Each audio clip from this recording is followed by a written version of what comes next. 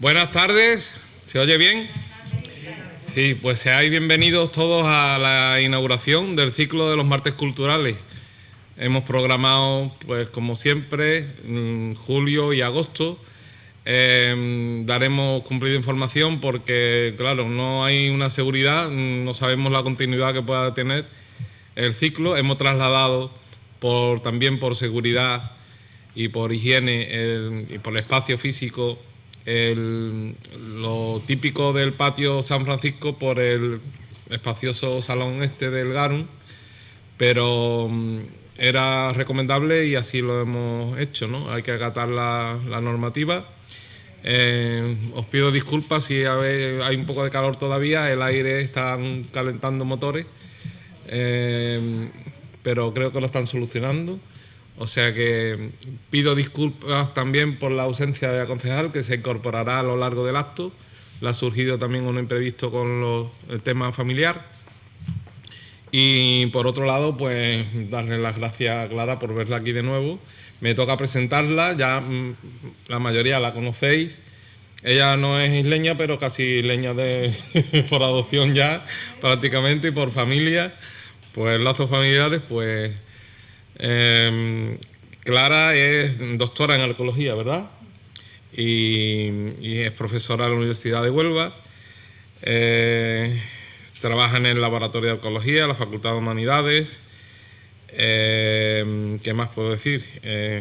Está de profesora, tiene estudios sobre la antigüedad y la arqueología creo que es su pasión y aparte de su conciliación familiar con los niños, ¿no? Y con tu familia, pues nos ha propuesto el tema que vamos a tratar a continuación y que yo quiero que ella pues empiece por ahí mismo, por el título que ha querido dar a esta exposición, que creemos que no va a ser demasiado larga. Estamos en verano, vamos a tomárnoslo como un cursillo de verano, ¿verdad?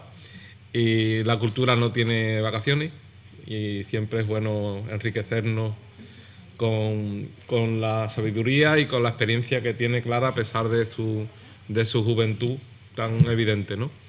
Pues nada, seáis bienvenidos y vamos a escuchar, cedo la palabra a Clara Toscano para que nos hable de los puertos en la antigüedad, ¿no? Por ahí.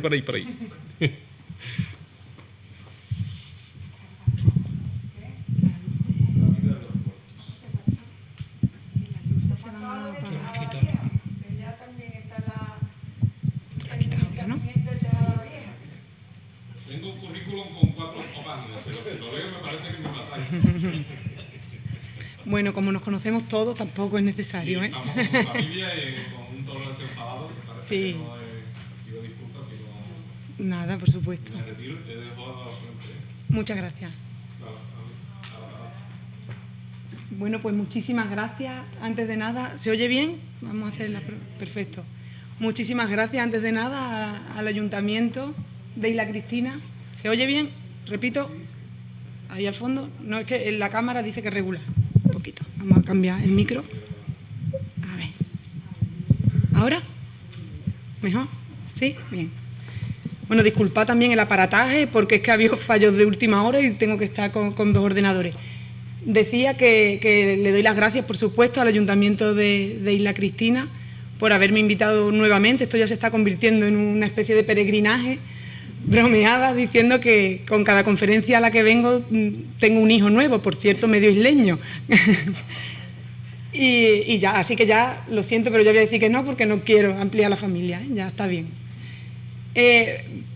Yo no me pensé 2 veces, él venía a dar la charla, vendría encantada, era una broma, vendría encantada las veces que fueran necesarias, por muchas razones. La principal, y estando aquí mi suegra, entenderán que tengo que hacer mención, la principal es por cuestiones personales, porque yo efectivamente no nací aquí, pero sí que elegí a la familia paterna de mis hijos, la elegí de aquí. Y va a sonar a peloteo, pero es que en la realidad yo todavía no me he encontrado con un isleño mala gente. Yo no lo he encontrado, los habrá y seguramente, pero yo no lo he encontrado. Cuando lo haga, se lo diré. Otra de las razones por las que nunca diré que no a venir aquí es por mi vínculo con los miembros del Aula de la Experiencia, con los que compartimos un par de años que para mí fueron estupendos, que me arroparon. La mayoría de los que hay aquí son alumnos de aquel entonces, y me arroparon y me sentí como en casa, como me siento ahora, como en casa. Disculpen si el tono además es un poco distendido, pero es que yo me siento como si estuviera en el salón de mi casa hablando con mi familia. Y por último, ya vamos agregando elementos a este vínculo mío con Isla, son mis alumnos de la carrera. Por supuesto Miguel, que ha sido un alumno estupendo este año, pese a todo lo que ha pasado del coronavirus, que hemos tenido que tener clases online, pero Miguel y otros cuantos, porque este año ha habido bastantes alumnos de Isla en las carreras de humanidades, y mi vínculo con ellos también está siendo estupendo. Así que no podía decir que no.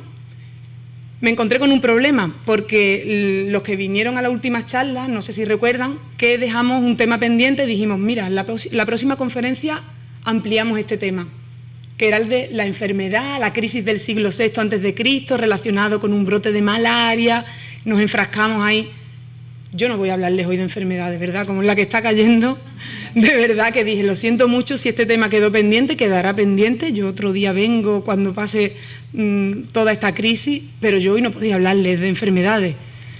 Así que el siguiente punto que me propuse fue hablarles, lógicamente, relacionado con la antigüedad, la protohistoria, que es mi especialidad, la pesca del atún.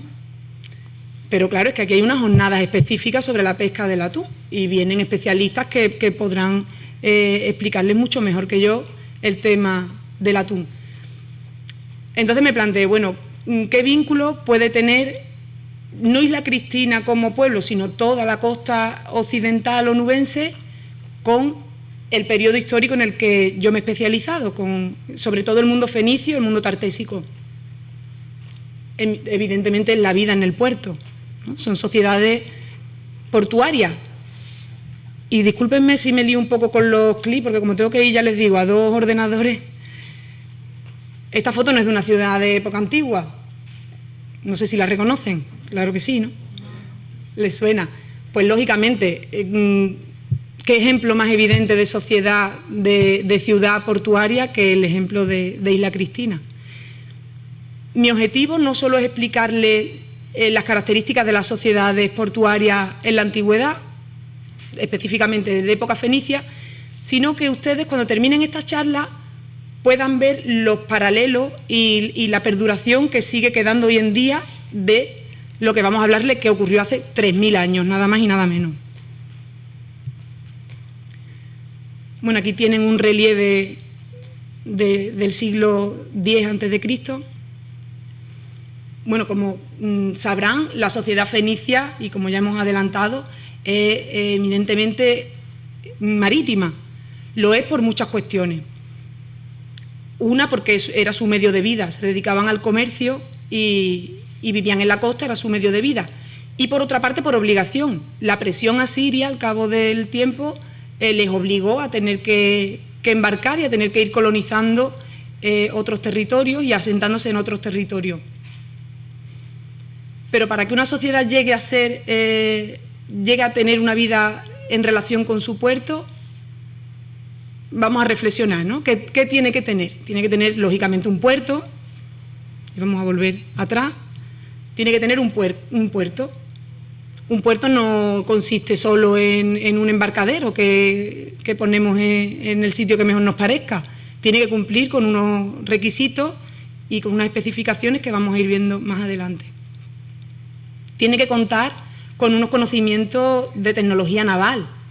No sirve cualquier embarcación para cierto tipo de navegación. Tiene que contar con el personal, con los hombres, con los marineros.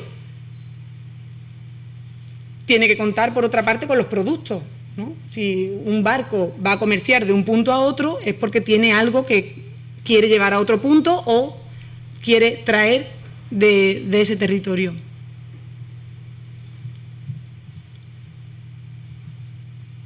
Aquí tienen, está bien que se vea abigarrado porque era el objetivo. El objetivo es que se vea, estos son todos los asentamientos fenicios que hay a lo largo del Mediterráneo. es de un momento puntual, es a lo largo de unos 500 años, pero para que vean la importancia de los asentamientos fenicios en esta época. Un segundito, a ver si aparece aquí el ratón. Aquí. No se preocupen si ven este área vacía, que es justo de la que vamos a tratar, y ahora vamos a explicar por qué está ese área vacía. Bueno, en total se trata... Perdón. Aquí. Otro de los puntos, hoy en día contamos con mucha tecnología que nos permite navegar, que nos permite circular, que somos casi analfabetos ya sin ella, no somos capaces de ir de aquí a Sevilla casi sin poner el GPS. En la época, lógicamente, no había, pero sí tenían una ventaja con respecto a nosotros. Nosotros ahora todo lo que hacemos mirando hacia abajo, mirando hacia las pantallas del teléfono, antes lo hacían mirando hacia arriba, mirando, en este caso, hacia las estrellas. Los fenicios se caracterizaron por la navegación astronómica y utilizaban varios puntos, pero sobre todo utilizaban para poder hacer navegación de altura, que no es la navegación de cabotaje, en la que se hace en hitos terrestres que se van visualizando desde el propio barco. La navegación de altura es la que ya se pierde cualquier elemento visual con respecto a tierra firme. ¿Qué utilizaban ellos? Utilizaban las estrellas. Pero claro, las estrellas no es que estén en movimiento, estamos nosotros, pero a ojos de la órbita del ser humano, el cielo se mueve, ¿no?, a lo largo de la noche. El cielo, las estrellas van cambiando de posición, excepto una que cambia levemente, pero no tiene cambio significativo. Aquí. Que es la estrella polar, que curiosamente se le ha llamado estrella fenicia hasta finales del siglo XVIII, principios del XIX. ¿Por qué esta estrella era fundamental? No se mueve porque está en el eje de rotación de la Tierra. Es como una bicicleta, ¿no? Cuando le movemos la rueda, ¿hay algún punto que no esté en movimiento? Justo el eje, ¿no?, el central, igual que un disco cuando está en un tocadiscos. Bueno, pues igual ocurre con la estrella polar. Un segundito. Otro aspecto fundamental es el de la tecnología naval. Tenían que ser capaces de construir barcos de cierta entidad. No es que tuvieran los mercantes que tenemos ahora mismo, pero llegaban a desplazar hasta 150 toneladas de material. Voy a poner ahora un ejemplo de uno de los pecios encontrados y van a ver la cantidad de elementos que transportaban.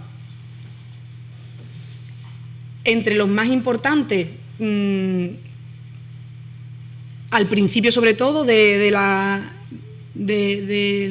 los contactos comerciales, transportaban productos de lujo, marfiles, metales, lingotes de metal, los vamos a ver uno a uno. Y por supuesto el comercio en ánfora. Y dirán ustedes, ¿y cómo sujetaban estas ánforas para que su contenido, para que no se rompieran, para que su contenido? Normalmente se sujetaban con un sistema de cuerda, de correaje, que es muy difícil que llegue, que se conserve a ojos del arqueólogo.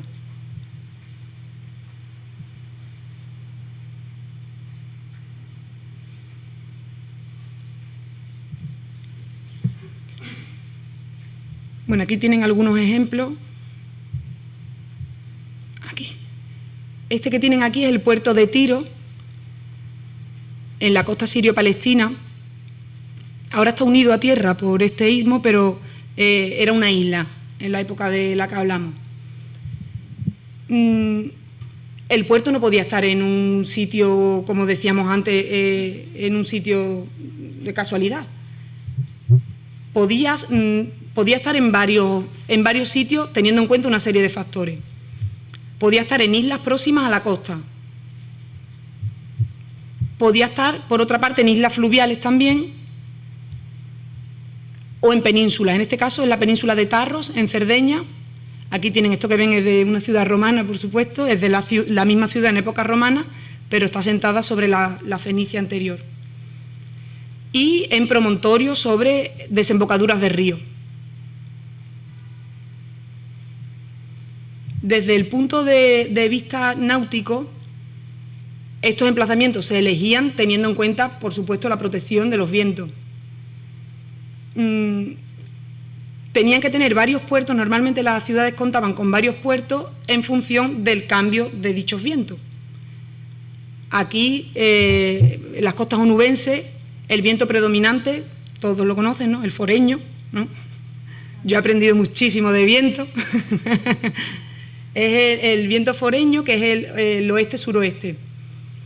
Aquí les cuento un pequeño dato, que en la mitología griega, curiosamente, Céfiro es el dios del viento del oeste.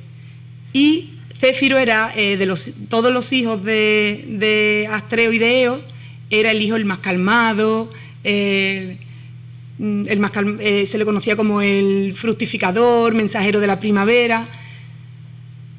Se entiende que el viento que a nosotros nos afecta es el más cálido, es el más benévolo, ¿no? Podríamos decirlo.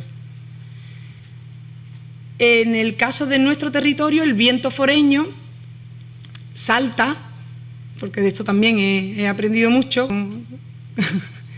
gracias a la gente de Isla, salta entre la 1:30 y las 2 de la tarde. Salta porque la tierra se calienta, el aire caliente deja paso al aire que viene de fuera, el foreño, que es el que viene de fuera, el que viene del agua. ¿Esto qué es lo que hace? Provoca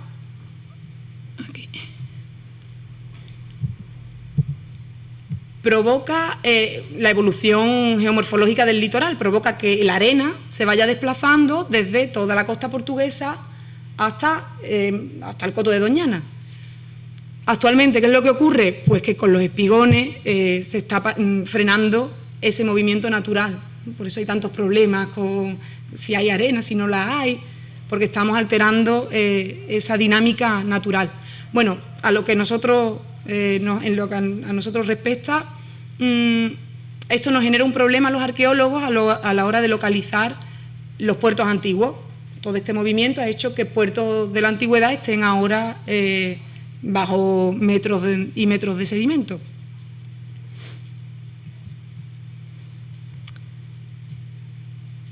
Por eso la metodología para localizar los puertos es una metodología muy específica que se nutre de muchos aspectos.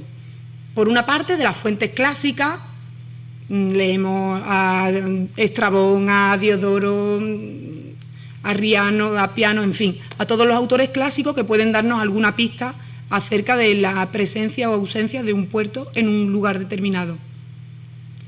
Y, por supuesto, la arqueología subacuática, para nosotros es fundamental. Pero, además, tenemos que contar con otras técnicas como son las muestras sedimentológicas de fondos marinos, el estudio de la batimetría, de cómo ha evolucionado el fondo del mar a lo largo de los años, la aplicación de sistemas de información geográfica, y todo ello lo metemos en una costelera y todo ello pues hace que podamos localizar esos puertos de la antigüedad, que muchas veces están más cerca de lo que pensábamos. El caso de Huelva, ¿no? La propia ciudad de Huelva. No se ha localizado exactamente el puerto de época fenicia, pero vamos a ver un poquito más adelante que es lógico que esté donde todos ustedes piensan, y si no lo piensan, lo van a pensar. Bueno, vamos a ver. Bien, volvemos a la imagen de los fenicios a lo largo del Mediterráneo. Se han localizado 480, esto era del año 2008, todavía no hay un recuento nuevo. En el año 2008 contábamos con 480 puertos repartidos entre unos 200 asentamientos. Como decíamos, cada asentamiento es normal que tenga más de un puerto. Y se han clasificado en 24 tipos. Ya saben, y además mis alumnos saben, que a mí me encanta clasificarlo y meterlo todo en tipologías, no solo a mí, a todos los arqueólogos. Nos encanta eso de hacer cajoncitos y meterlo todo ahí. Bueno, pues entre los tipos más importantes están los fondeaderos separados de la costa, como hemos visto el ejemplo anterior de Tiro, protegidos, en este caso por arrecife, barras de arena. Ejemplos, ¿no? En la actualidad, lo que ocurre con el Rompido, con el Portil, que está protegido, está esa zona completamente protegida por la barra de arena. Puertos situados en el frente marítimo, que son los mayoritarios, pese a sus problemas. Los que hablábamos de lagunas litorales y puertos fluviales, y además que esto se pensaba que solo había ocurrido en época romana, pero ya tenemos constancia de una serie de puertos que tenían instalaciones artificiales, estructuras portuarias como tal. Vamos a ver alguna también.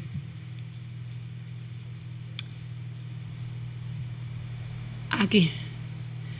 Bueno, el más característico, no el mayoritario, pero sí el más característico es el de, como hemos dicho, el de fondeaderos separados de la costa. Las ventajas, los beneficios que tenía, pues bueno, en función de cómo soplara el viento, se podía proteger a los barcos y a las mercancías de un lado, y si cambiaba el viento, solo había que cambiar el barco, se colocaba en el otro lado y quedaba totalmente protegido.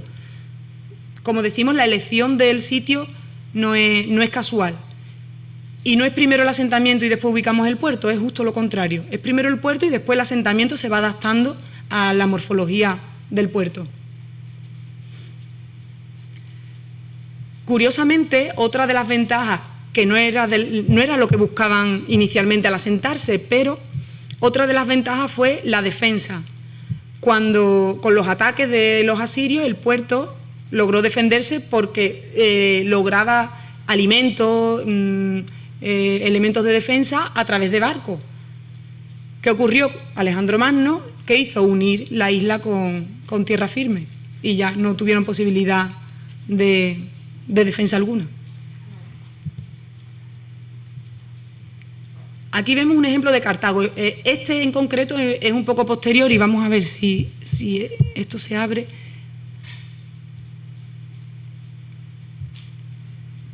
Aquí se tendría ahora.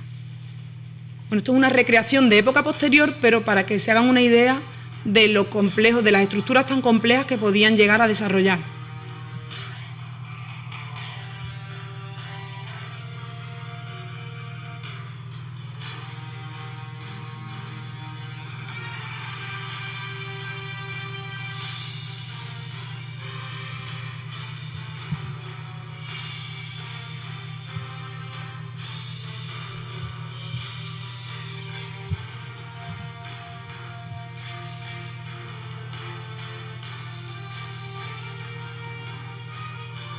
Bueno.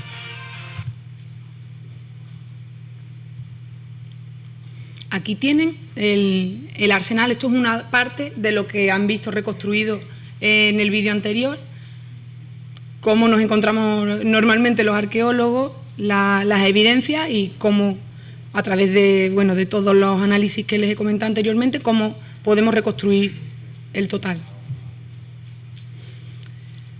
Bien, ¿y qué se comerciaba en esa época? Tradicionalmente se le ha prestado atención al comercio de metales, el comercio de salazones, el comercio de productos de primera necesidad, pero se han dejado de lado otras cuestiones como son la púrpura, como son los objetos de lujo que vamos a ver en el hallazgo de uno de los pecios. Esta es la reconstrucción de un barco de esa época. Ven que no es un barco demasiado grande, pero tampoco es un bote pequeñito, tiene unas medidas considerables. Este es el pecio de Uluburún, se llama así por el lugar en el que fue hallado, que frente a las costas turcas. Es el más antiguo del que tenemos constancia, es de finales del siglo XIV a.C., principios del XIII. Bueno, podemos precisar mucho más porque se hicieron unos análisis dendrocronológicos, que es del estudio de los anillos de los árboles.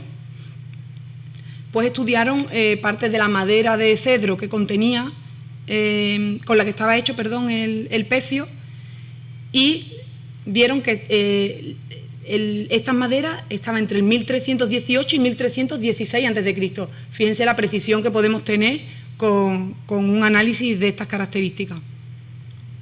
Como les decía, se encontró en las costas de la localidad de Uluburú, de ahí su nombre, aquí en Turquía. Se ve bien, ¿no?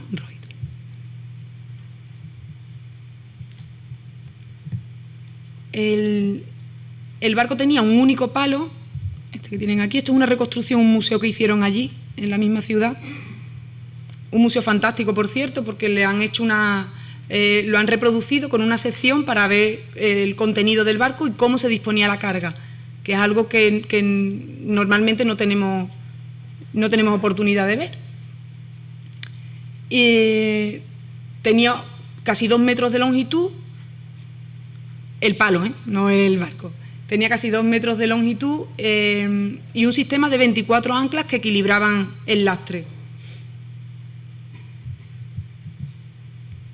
Aquí tenemos un ejemplo del sistema de construcción. La eslora era de unos 15-16 metros, con una capacidad de unas 20 toneladas y fabricado con madera de cedro, que ahora vamos a ver también la importancia de la madera de cedro en esta época. ¿A qué nos remontan las maderas de cedro? No sé si alguien tiene relatos bíblicos ahora mismo en mente, ¿no? El cedro del Líbano. Ahora vamos a ver un poquito el relato. Aquí tienen en Reyes 1, el texto, uno de ellos, en los que se recoge la madera de cedro del Líbano. Para los que están más atrás, les leo. Después envió Salomón a decir a Hiram, rey de Tiro: haz conmigo como hiciste con mi padre David, enviándole cedros para que se construyera una casa en que habitar. Envíame también madera del Líbano, cedro, ciprés y sándalo, porque yo sé que tus siervos saben cortar madera en el Líbano. Fijaros qué importante, pese a que esto es una fuente posterior, la fuente bíblica, pero la importancia de la madera de cedro y de los conocedores que eran en la época de los sistemas constructivos con este tipo de madera. Fíjense, volvemos atrás, en el sistema constructivo, en cómo estaba un segundito, aquí.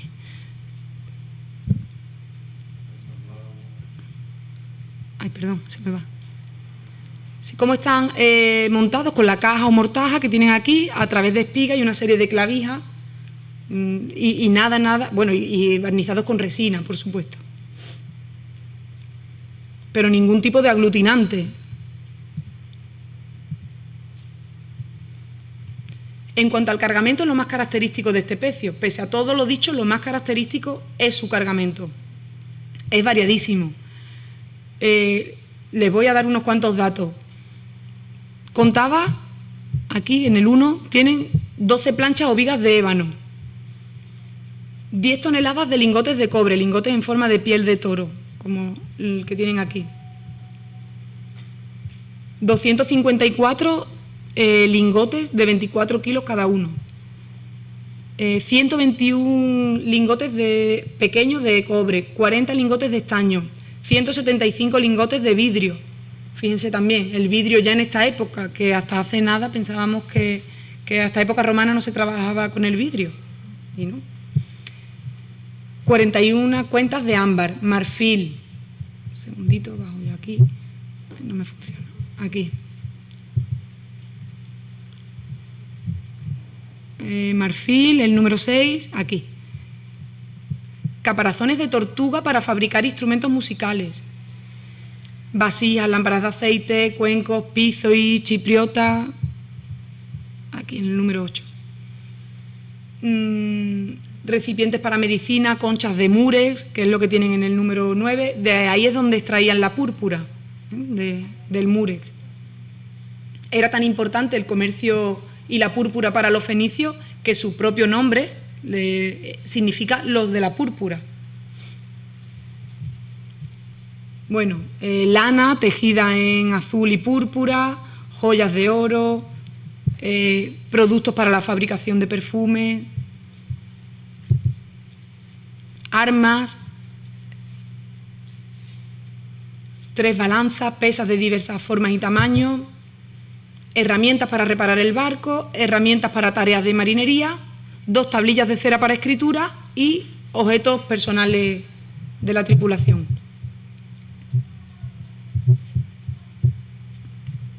Aquí tienen uno de los lingotes, de los de los 254 lingotes que se encontraron. Y que básicamente el metal, hemos visto que era la carga mayoritaria, ¿no? El metal era lo que hacía que esos fenicios salieran de sus costas. Y salían a través de varias rutas. Aquí pueden ver en azul las rutas marítimas de comercio fenicio, pasaban por Creta, pasaban por Sicilia, por Cerdeña. Ya saben que en esta época el Mediterráneo estaba dividido entre los asentamientos fenicios por una parte y los griegos por otra, estaba dividido en dos. De ahí que la ruta marítima fundamentalmente vaya por el sur, porque la mitad sur era la que le correspondía a los fenicios. Pero también contaban con una serie de rutas terrestres. Aquí tienen en rojo, por el sur, una ruta terrestre, y en la península ibérica también había, pero aquí no está representada.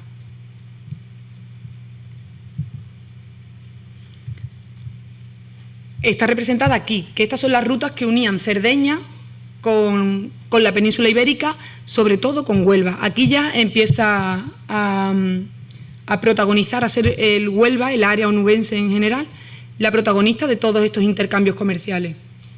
No es chauvinismo, es una realidad arqueológica que tenemos que explicar. ¿Y por qué? ¿Por qué esta importancia del área onubense? Vamos a ir desgranándolo. No sé cómo vamos de tiempo, vamos bien, ¿no?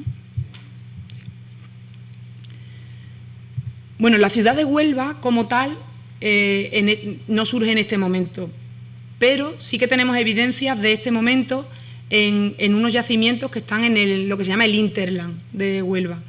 En este caso, el de la Orden Seminario, que está relacionado con el cultivo de vid. Esto que ven, que son manchas, ¿no? Se ven manchas en la tierra, realmente son las huellas que ha dejado el cultivo de los liños de las vides en el terreno. Liños de vides del segundo milenio antes de Cristo. Es decir, aquí ya se cultivaba y se comerciaba con vino en este momento. Por eso las rutas, volvemos atrás un segundo, les pido disculpas, por eso las rutas son tanto de ida como de vuelta, porque también hasta hace relativamente poco tiempo solo pensábamos en los fenicios como los que venían a traernos cosas, traían, se llevaban, paraban, hacían varias paradas técnicas, y en este caso venían atraídos por una parte por el vino y por otra parte, por supuesto, ahora volvemos aquí, perdón. Bueno, y por los metales. Aquí tienen un ejemplo de los metales que contaban, pero está tapada la parte de la sierra, por eso les quería poner otra imagen. Y, por supuesto, atraído, como les decía, por los metales. Hablando de la antigüedad de la zona, volvemos al sempiterno debate de la antigüedad de Cádiz, ¿no? ¿Qué es más antigua, Cádiz, Huelva? No sé si ustedes están familiarizados con este debate. Bueno, sí. ¿Por qué existe este debate, no? Si las evidencias arqueológicas tendrían que ser muy claras y decir, oye, si aquí hay elementos más antiguos, pues esta ciudad es más antigua que esta otra.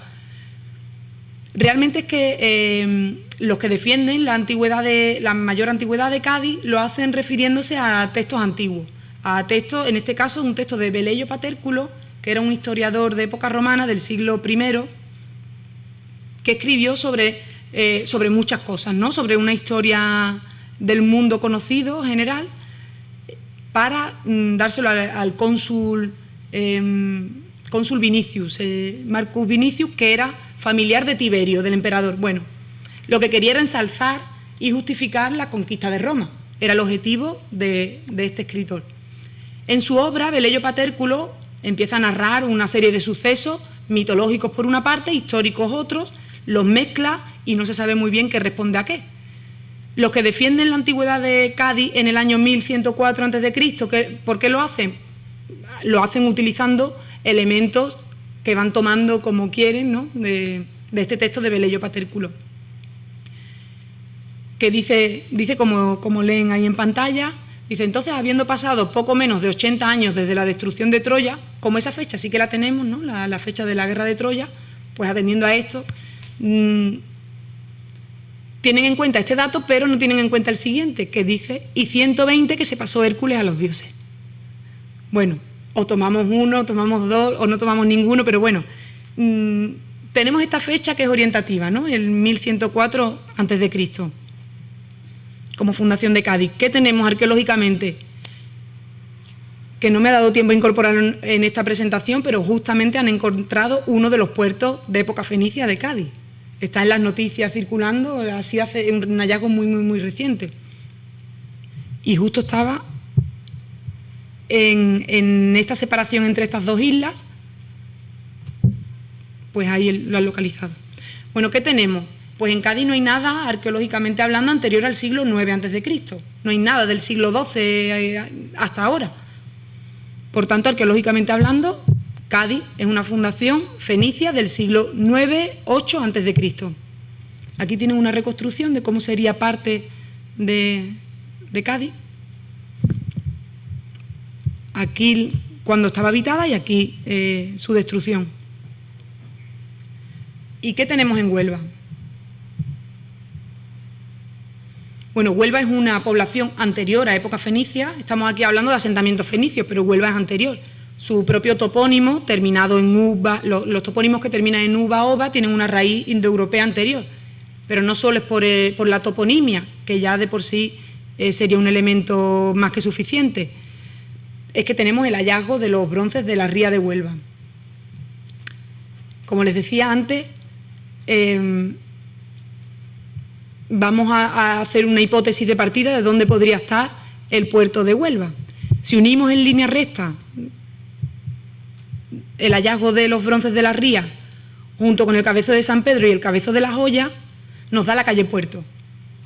La calle Puerto que desembocaría en lo que podría ser el fondeadero de época fenicia, de época tartésica de la ciudad de Huelva. Es decir, que el hallazgo de los bronces de la ría es porque posiblemente, o podría ser, que ese barco estuviera allí fondeado. Bueno, pues el hallazgo de la ría de Huelva se sitúa entre los años 1050 y 950. También se le han hecho análisis dendrocronológicos, aparte de las maderas de algunos elementos que había, pero lo más importante es que se encontraron unas 400 piezas de bronce durante la draga para hacer el muelle de Tarsis. Tienen en mente el muelle de Tarsis, ¿no? ¿Dónde está? Pues en el año 1923, cuando fueron a hacer la draga, empezaron a salir elementos de bronce, sobre todo espadas, una colección de espadas espectacular. El que haya espadas de bronce, elementos de bronce en los ríos atlánticos es algo muy recurrente en el bronce final. Tan numerosos no. Es el hallazgo más numeroso de depósitos de bronce que se hayan encontrado en toda la fachada atlántica. Por eso les digo, no es chauvinismo, son evidencias arqueológicas.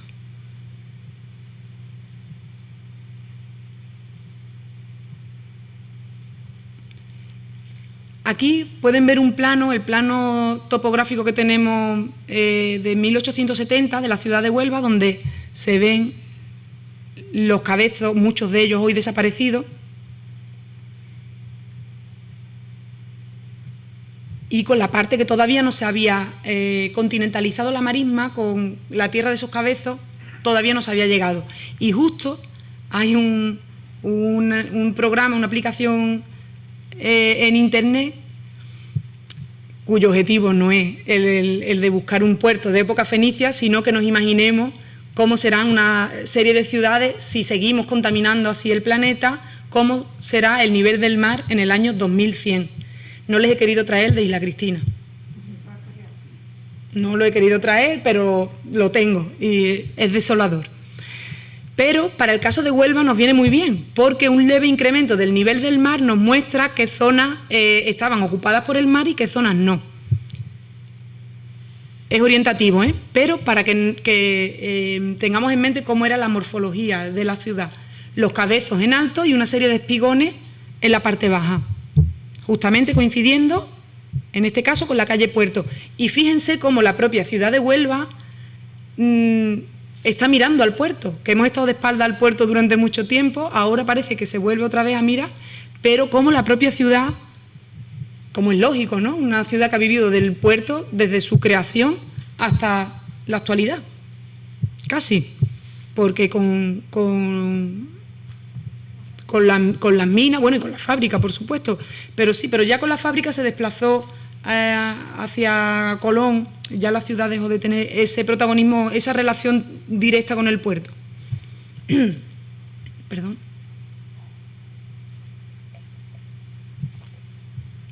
Y ustedes dirán, ¿y por qué Huelva? ¿Por qué Huelva y no Sevilla o no Tavira? ¿O no? ¿Por qué Huelva? Bueno, pues fundamentalmente por el estaño. En la edad del bronce, para hacer bronce, se necesita cobre por una parte y estaño por otra. Huelva era el centro en el que se unía el comercio del estaño por una parte, que venía de toda la fachada atlántica, sobre todo de la zona del Reino Unido, que de hecho a esa zona se le llama casitéride, y el estaño se le conoce como casiterita también. Bueno, pues en Huelva confluía todo lo que era el comercio atlántico por una parte, del que se obtenía el estaño, y el comercio mediterráneo. Todos los comerciantes mediterráneos requerían de ese estaño para poder desarrollarse.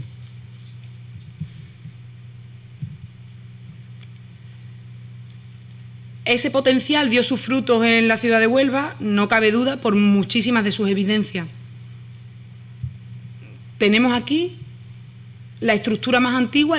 Cuando digo estructura me refiero a muro, un muro de un edificio. En este caso es la estructura fenicia más antigua que se había encontrado más al occidente hasta el momento.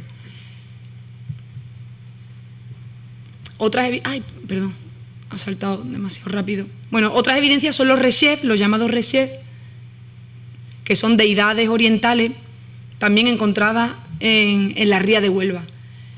Justo en la ría se encontró también el brazo de mayores dimensiones de un rechef de la época. El brazo tiene una longitud de unos 20 centímetros, más o menos. Fíjense, imagínense la figura completa, cómo tendría que ser. Bueno, pues esta también se localizó en la ría. No se sabe exactamente el sitio, porque bueno, en la época había poca información. Se cree que se encontró en los años 30, en la ría del Odiel, pero no se sabe exactamente el sitio. Y, por supuesto, la necrópolis de La Joya. Como les decía antes, si uniéramos en línea recta, La Joya la tendríamos aquí. Aquí sí. Si lo uniéramos con el Cabezo de San Pedro y con el hallazgo del depósito de la ría, tendríamos una visual perfecta. La necrópolis no se ubica en el Cabezo de La Joya tampoco de manera casual, igual que no se ubica en los puertos. Se ubica porque se necesita tener una visibilidad, una serie de puntos controlados desde esa zona.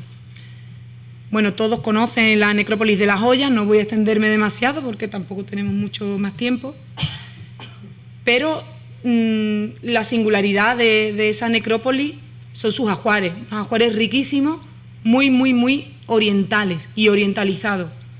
¿Esto qué nos invita a pensar?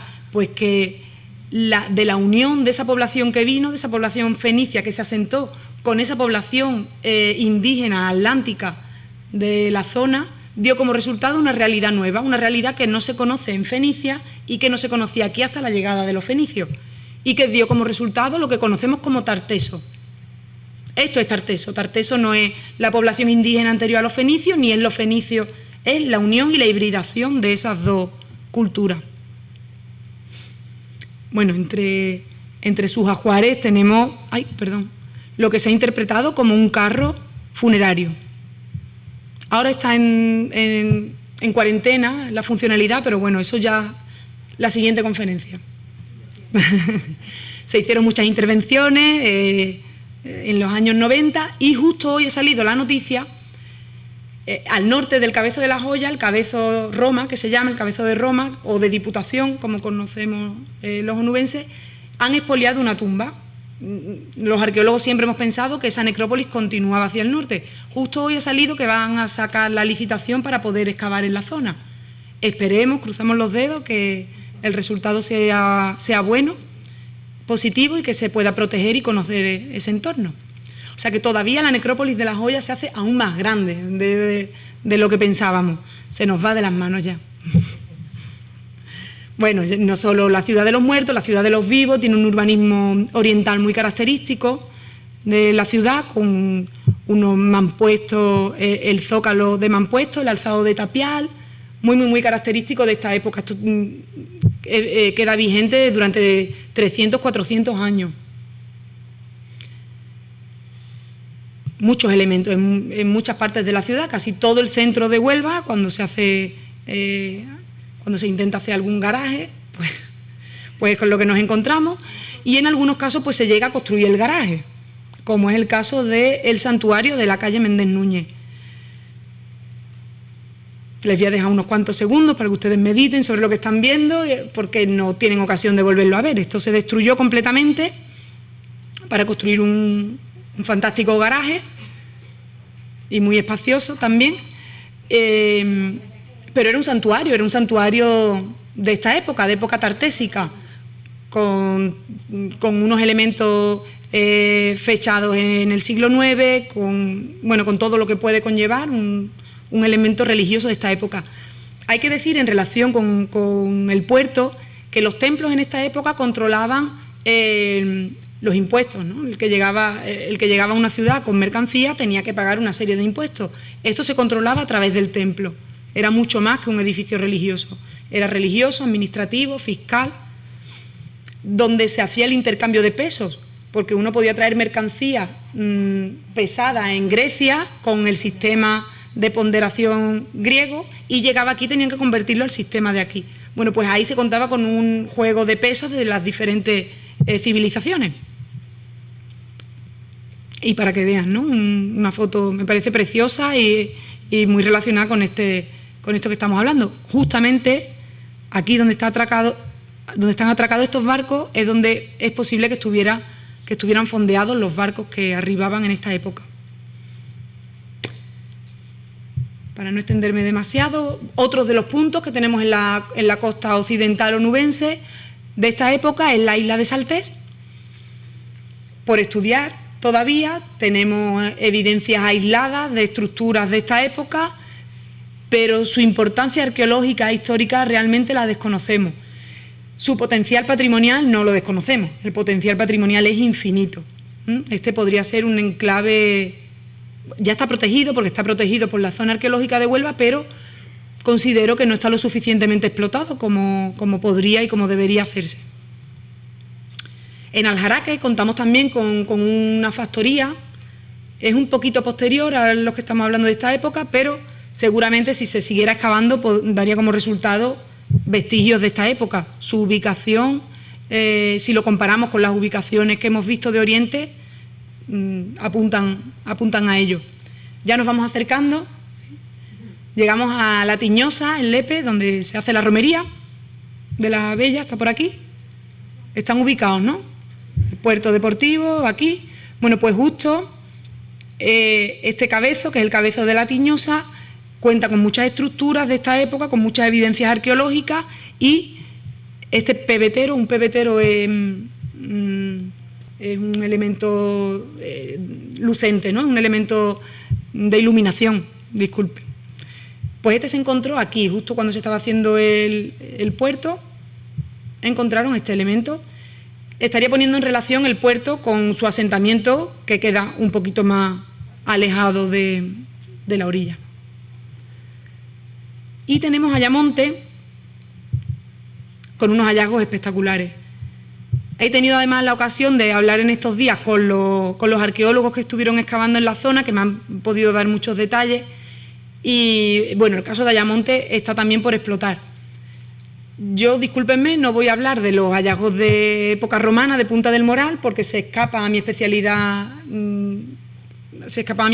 no tengo suficiente conocimiento para hablar de ello, pero bueno, me remito a los más cercanos que tenemos de esta época, que son los de Ayamonte.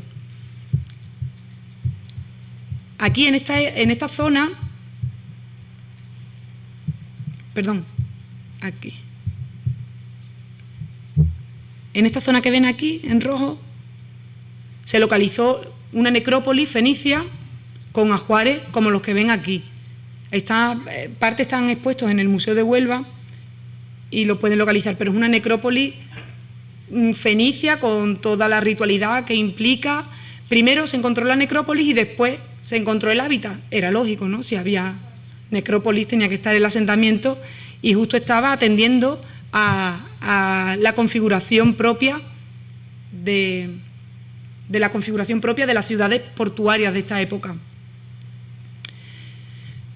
Si en Isla Cristina pudiéramos tener algo semejante, bueno, no creemos porque la creación de la ciudad es posterior, pero en su término municipal es posible que cuente con elementos de esta cronología, ¿eh? No es nada descabellado, solo hay que investigar un poquito más. Así que muchas gracias por su atención. Les dejo mi correo electrónico por si tienen alguna cuestión, alguna duda, alguna aclaración. Y tenemos ahora un turno de preguntas. Ay, no.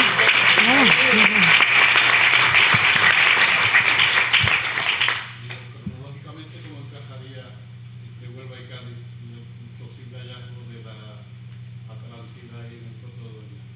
Bueno, la Atlántida es una cuestión literaria, no es una cuestión arqueológica. ¿Les habéis encontrado? Parece ser. No. ¿Satélites? No, eso entra dentro de la literatura y del ilusionismo.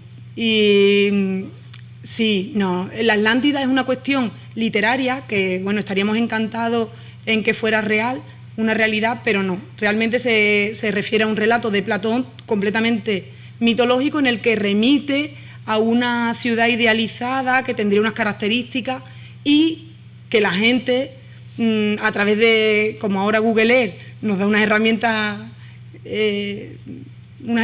que puede utilizar, hay gente que la ubica en muy diferentes sitios, ¿eh? Hay quien la ubica.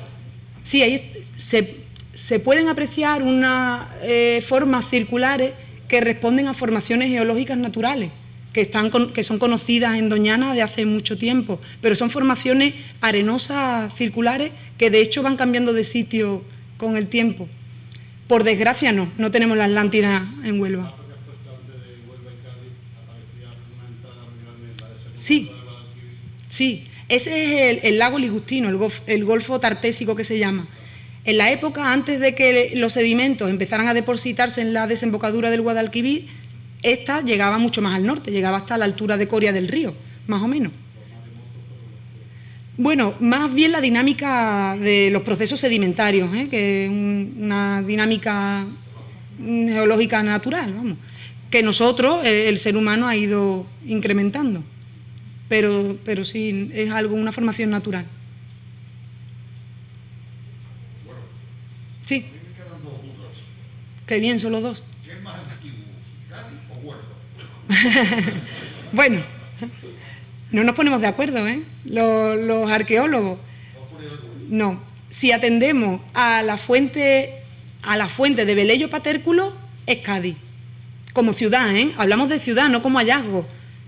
Como hallazgos arqueológicos, pues tenemos aquí nosotros los dólmenes, pero a la ciudad entendida como la conformación de un espacio con sus ciudadanos, si atendemos a Velello Patérculo, estamos hablando del 1104, del siglo XII a.C., sería Cádiz, pero si atendemos a los elementos arqueológicos, sería Huelva. ¿Y Tartesos pudo ser Huelva? Tarteso es Huelva, pero es Huelva, es Cádiz, es Sevilla, es el Algarve. Tarteso, si usted está preguntando sobre la capitalidad de Tarteso, sí. Tarteso como tal no tenía una capitalidad. Schulten se empeñó en buscarlo en el Proto Doñana. Sí. Cosa que después se ha ido desmintiendo.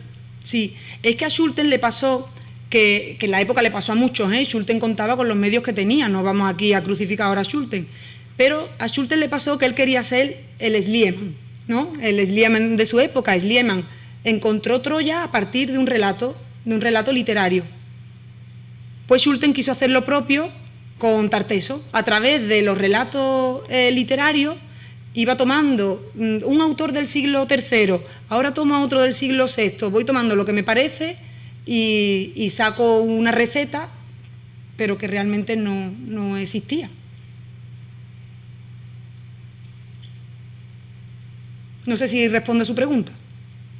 Sí, bueno, he tenido muchas ideas sobre el Tartessos y Pues. siempre he tenido la idea de que de haber sido Tartessos una ciudad, sería bueno.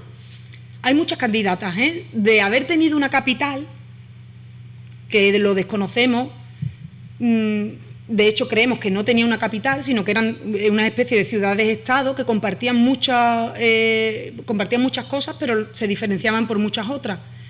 Y de haber tenido una capital, podría haber sido Huelva, pero podría haber sido Espal, Sevilla, podría haber sido hasta Regia, en Cádiz, podría haber sido otros muchos sitios. Entonces, hasta el momento no tenemos indicios de que exista una capital de Tartesos y que podamos relacionarla con Huelva.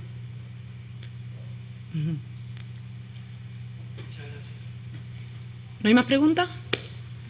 Hay hambre, ¿no? Comparativamente, el espacio de Huelva con relación a la influencia que tuvo Fenicia, que tú dices que era el centro entre toda la zona occidental atlántica y el comercio mediterráneo, comparándolo con otras poblaciones donde hayan pasado también los fenicios, yo a veces me he preguntado por qué no queda una constancia en el ambiente nubense, en la ciudad, en toda la zona de ese momento, ¿no? Por ejemplo, cuando estuve en Barcelona, había hasta museos donde aparecían los barcos de una etapa determinada. En Huelva no queda nada. Da la sensación que si uno no estudiase un poco, por algo que tú estás comentando, no tendríamos la sensación de que realmente ni Fenicios ni otros pueblos pudieran pasar. ¿Por qué no hay? ¿Cuál es la razón? Bueno, es una pregunta estupenda, porque eso no solo ha pasado en Huelva, ha sido un proceso en la historiografía de la península ibérica en general. Hemos pasado por un proceso en el que los fenicios, lo oriental, era rechazado, porque nosotros teníamos que proceder de griegos y del elemento grecolatino. Entonces, todo lo que venía de Oriente, en un principio era rechazado. Y por eso aquí no se ha creado ese pozo, ¿no? Esa identificación directa con nuestro pasado fenicio. Entonces, incluso se ha evitado rechazado, bueno, y el mismo Schulten hablaba barbaridades, auténticas barbaridades, de los fenicios como, bueno, los calificaba como que eran lo peor. Procede también porque si tomamos las fuentes literarias las escriben los que vencen, ¿no? En este caso lo escriben los romanos, la mayoría, ¿no? Griegos y romanos. Y ellos, por supuesto, al elemento fenicio hablaban de ellos, pues eso, que se comían niños, que asesinaban a los niños, desde ahí hacia el infinito. Y claro, eso ha calado. En el caso de Schulten, además, es que, claro, Schulten era un alemán de los años 30. Ya está. Y estamos hablando de los fenicios, ¿no? Que era el elemento semita.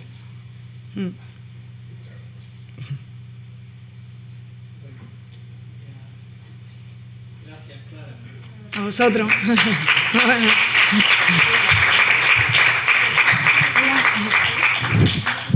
Bueno, el codito, ¿no? Hasta luego. Un momentito, por favor. Un momentito. Bueno, pues disculparme, no he podido estar desde el principio, pero bueno, la parte a la que he podido llegar me parece muy interesante, de todos los descubrimientos. La pena que Isla Cristina sea más joven, como para poder tener hallazgos de este tipo, pero bueno, es de agradecer en primer lugar que hayas venido, más con la situación en la que estamos viviendo ahora mismo, que tenemos tanto miedo al contacto y a las situaciones de aglomeraciones, ¿no? Agradecer a todos los que estáis hoy aquí que estéis, porque creemos que es importante seguir fomentando la cultura. No es la primera vez que vienes aquí, sé que el Cantelio también te ha traído. Y bueno, pues este es el recuerdo que le damos a todos los ponentes que hacen esos martes culturales, para que lo tengan en el recuerdo. Y te invito que cada vez que quieras venir, aquí tienes las puertas abiertas un martes en verano, para que nos deleites a todo el mundo con lo que hayas preparado. Estupendo. Muchas gracias a vosotros.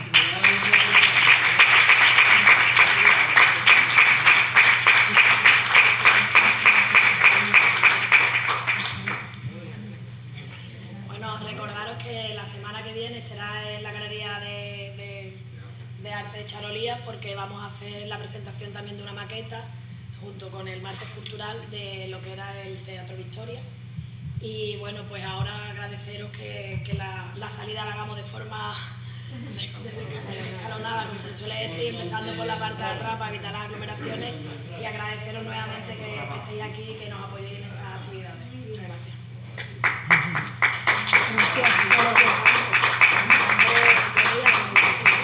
¿De policía? No sé si policía. Mi padre se llama Manuel.